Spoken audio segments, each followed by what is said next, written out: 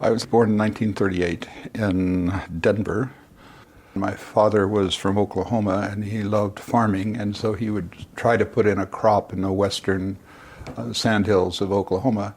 So we would be there like in April and May, and then no water would come, it would die, and we would move on to Colorado or Wyoming where he would work in industry, or he's a jack of all trades kind of thing.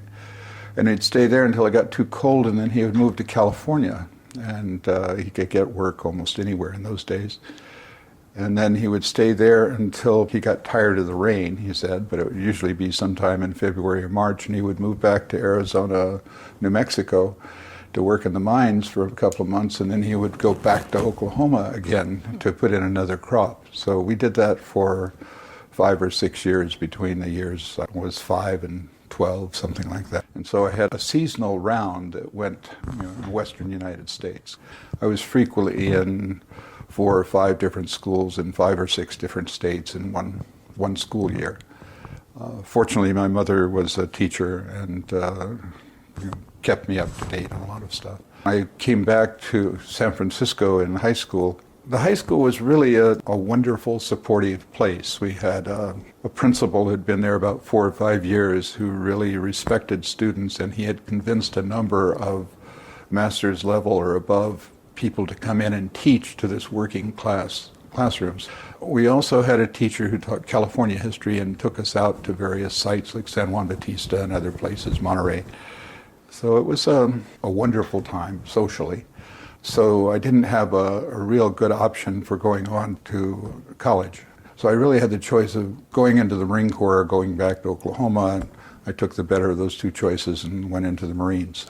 That put me in the absolute best shape I think I was ever in my life, either before or probably within 2 years after.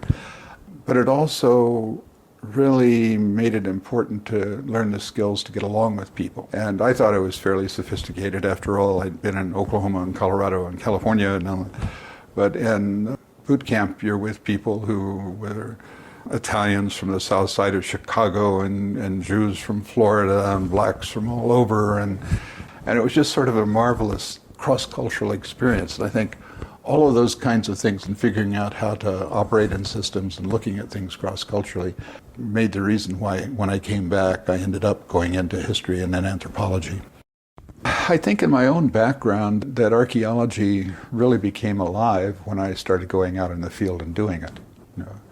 And so when I'm doing introductory archaeology classes here, it's one thing to show slides or to show a film or something like that, but it's really something else to take people out on a site and say, look, this is an archaeological site. I think if I've had impact, it's been in education, both for the public, and then over the last 15 years of my teaching, we had a cultural resource training program.